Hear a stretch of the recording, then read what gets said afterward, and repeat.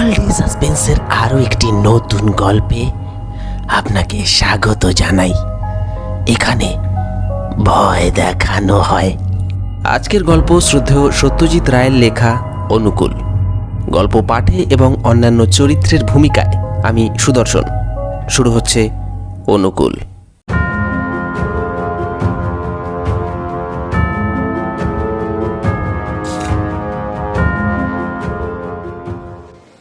এর একটা নাম আছে তো? নিকুঞ্জ বাবু জিজ্ঞেস করলেন। আজ্ঞে হ্যাঁ, আছে বই কি। তা কি বলে ডাকবো? অনুকূল। চৌরঙ্গিতে রোবট সাপ্লাই এজেন্সির দোকানটা খুলেছে মাস 6 হলো। নিকুঞ্জবাবুর অনেক দিনের শখ একটা যান্ত্রিক চাকর রাখেন। ইদানিং ব্যবসায় বেশ ভালো আয় হয়েছে, তাই শখটা মিটিয়ে নেবার জন্য এসেছেন। নিকুঞ্জবাবু রোবটটার দিকে চাইলেন। এটা হচ্ছে যাকে বলে অ্যান্ড্রয়েড, অর্থাৎ যদিও যান্ত্রিক, তাও চেহারার সঙ্গে সাধারণ মানুষের চেহারার কোনো তফাৎ নেই। দিব্যি সুশ্রী দেখতে, বয়স মনে হয় 22-23-এর বেশি নয়। কী ধরনের কাজ করবে এই রোবট? জিজ্ঞেস করলেন নিকুঞ্জবাবু। ডেস্কের উল্টো দিকের ভদ্রলোক একটা সিগারেট ধরিয়ে বললেন, সাধারণ চাকর যা পারে ও তার সবই পারবে, কেবল রান্নাটা জানে না। তাছাড়া ঘর ঝাড়পোঁছ করা, বিছানা পাতা, কাপড় কাচা, চা দেওয়া, দরজা জানালা খোলা বা বন্ধ করা সবই পারবে। তবে হ্যাঁ, ও যা কাজ করবে সবই বাড়িতে। ওকে দিয়ে বাজার করানো চলবে না বা পান সিগারেট আনাতে পারবেন না। আর ওকে কিন্তু তুমি বলে সম্বোধন করবেন, তুইটাও পছন্দ করে না। এমনি মেজাজ টেজাজ ভালো তো? খুব ভালো। সেই দিক দিয়ে ট্রাভেল আসবে যদি আপনি কোনো কারণে ওর গায়ে হাত তোলেন। আমাদের রোবটরা ওটা একেবারে বরদাস্ত করতে পারে না। সেটার অবশ্যই কোনো সম্ভাবনা নেই, কিন্তু ধরুন যদি কেউ ওকে একটা চড় মারল, তাহলে কি হবে? তাহলে ও তার প্রতিশোধ নেবে। কিভাবে? ওর ডান হাতের তর্জনীর সাহায্যে ওই হাই ভোল্টেজ ইলেকট্রিক শক দিতে পারে। তাতে মৃত্যু হতে পারে? তা পারে বই কি। আর আইনে ব্যাপারে কিছু করতে পারে না, কারণ রক্ত মাংসের মানুষকে যে শাস্তি দেওয়া চলে, যান্ত্রিক মানুষকে তা চলে না। তবে এটা বলতে পারি যে এখনো পর্যন্ত এরকম কোনো কেস হয়নি। রাত্রিরে কি ও ঘুমোয়? না, রোবটরা ঘুমোয় না। তাহলে এতটা সময় কি করে? চুপ করে বসে থাকে। রোবটের ধৈর্যের অভাব নেই। আচ্ছা, ওর কি মন বলে কোনো বস্তু আছে? ওরা এমন অনেক কিছু বুঝতে পারে যা সাধারণ মানুষ পারে না। এ গুণটা সব রোবটের যে সমান পরিমাণে থাকে তা নয়। এটা খানিকটা লাকের ব্যাপার। এ গুণটা সময়ে প্রকাশ পায়। নিকুঞ্জবাবু রোবটটার দিকে ফিরে বললেন, অনুকূল, আমার বাড়িতে কাজ করতে তোমার আপত্তি নেই তো? কেন থাকবে? 16 আনা মানুষের মতো গলায় বলল অনুকূল। তার পরনে একটা নীল ডোরা কাটা শার্ট আর কালো হাফ প্যান্ট। বাঁ পাশে টেরি আর পাট করে আঁচড়ানো চুল। গায়ের রং বেশ ফর্সা, দাঁতগুলো ছকছকে, আর ঠোঁটের কোণে সবসময় যেন একটা হালকা হাসি লেগে আছে। চেহারা দেখে মনে বেশ ভরসা আসে। হ্যাঁ, তাহলে চলো। নিকুঞ্জবাবুর মারুতি ভ্যান দোকানের বাইরেই অপেক্ষা করছিল। অনুকূলের জন্য চেকটা দিয়ে রসিদ নিয়ে তিনি বেরিয়ে পড়লেন।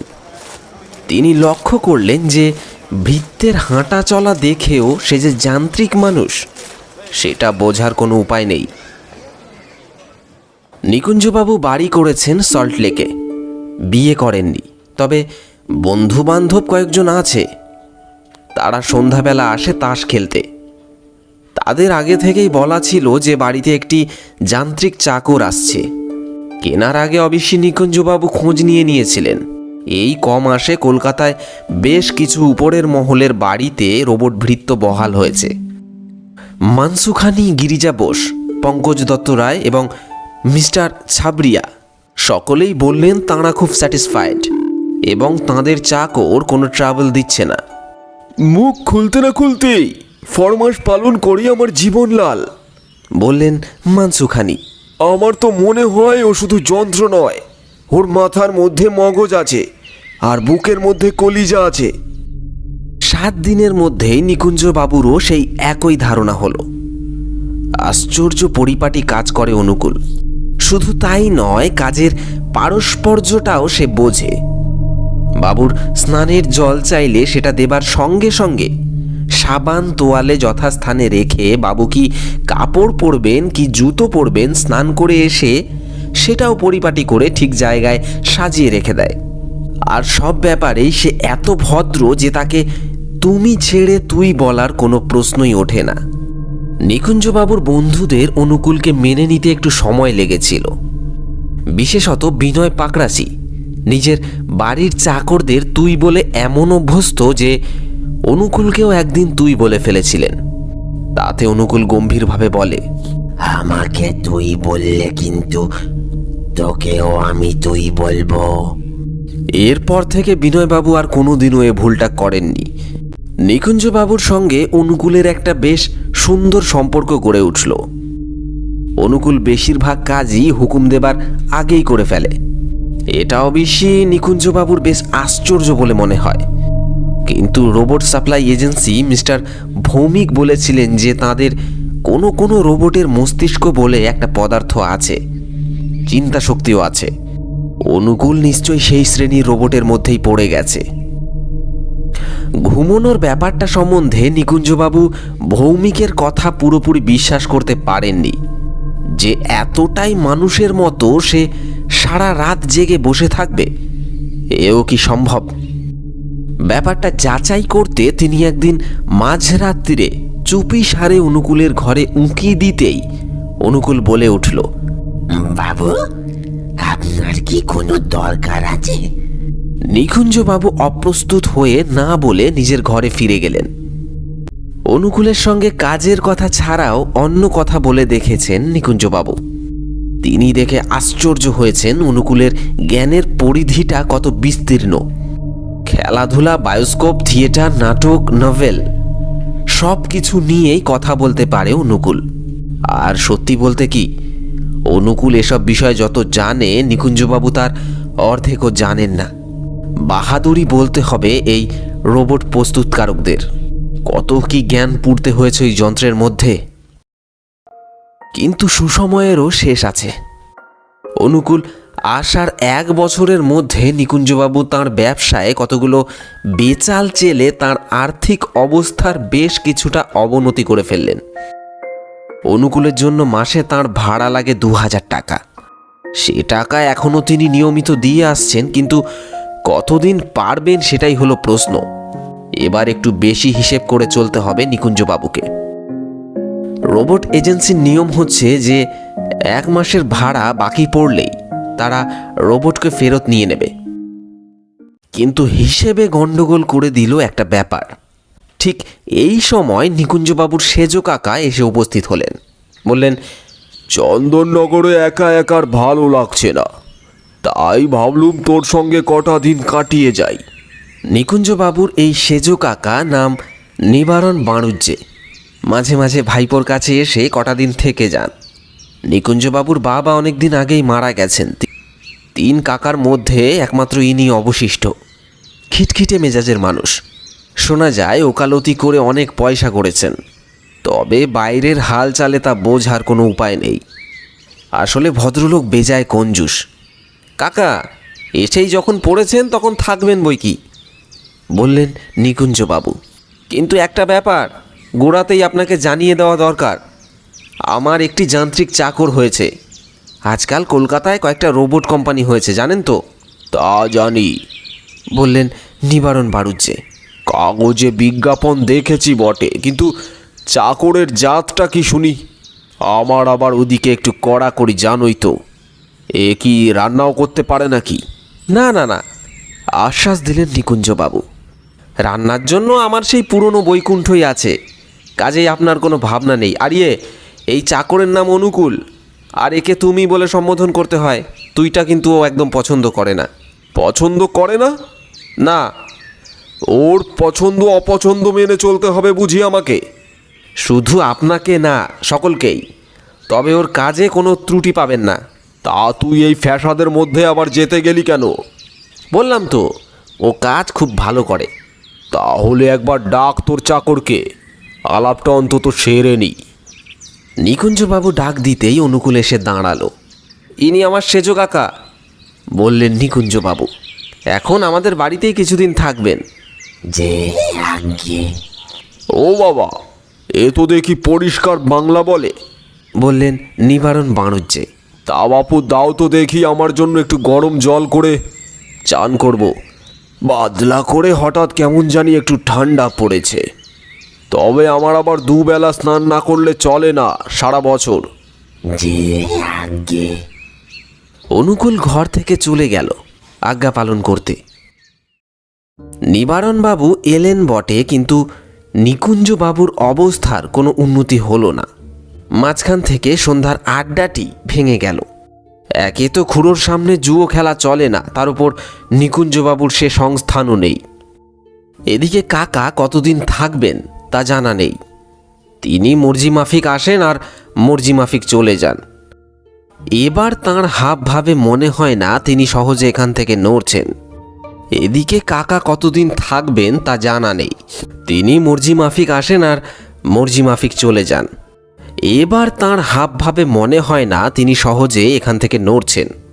তার একটা কারণ এই যে অনুকূল সম্বন্ধে তাঁর একটা অদ্ভুত মনোভাব গড়ে উঠেছে।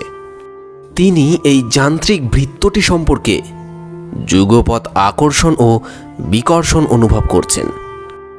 চাকর যে ভালো কাজ করে সেটা তিনি কোনো মতেই অস্বীকার করতে পারেন না, কিন্তু চাকরের প্রতি ব্যবহারে এতটা সতর্কতা অবলম্বন করাটাও তিনি মোটেই বরদাস্ত করতে পারছেন না।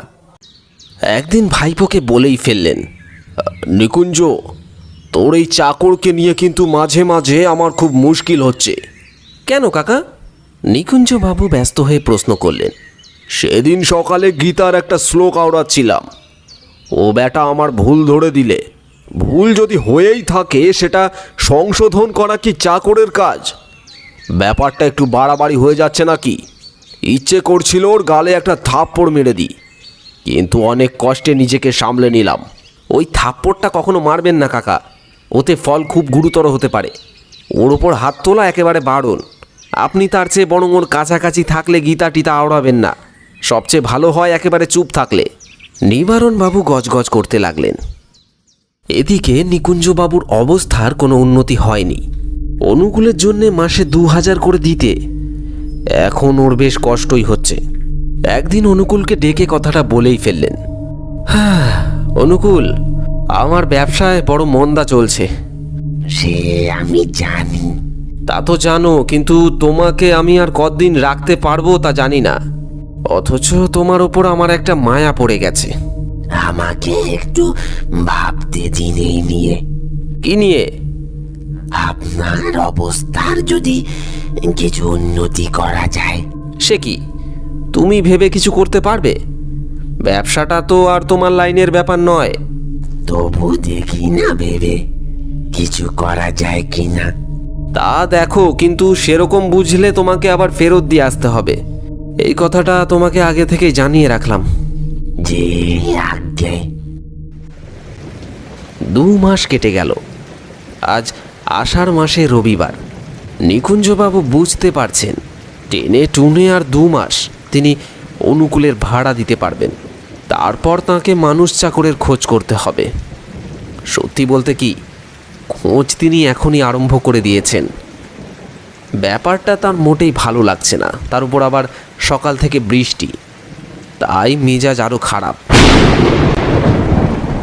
খবরের কাগজটা পাশে রেখে অনুকূলকে ডাকতে যাবেন এক পেয়ালা চায়ের জন্য। এমন সময় অনুকূল নিজেই এসে হাজির। কি অনুকূল, কি ব্যাপার? আজ্ঞে, একটা দুর্ঘটনা ঘটে গেছে। কি হলো? নিবারণ বাবু জানালার ধারে দাঁড়িয়ে রবীন্দ্রনাথের একটা বর্ষার গান করছিলেন। এমন সময় কথার ভুল করে ফেললেন। আমি ঘর ঝাঁট দিচ্ছিলাম, বাধ্য হয়ে ওকে সংশোধন করতে হয়। তাতে উনি আমার ওপর ক্ষেপে গিয়ে আমাকে একটা চড় মারেন, ফলে আমাকে প্রতিশোধ নিতে হয়। প্রতিশোধ? হাই ভোল্টেজ শক ওকে দিতে হয় ওর নাভিতে। তার মানে? উনি আর বেঁচে নেই।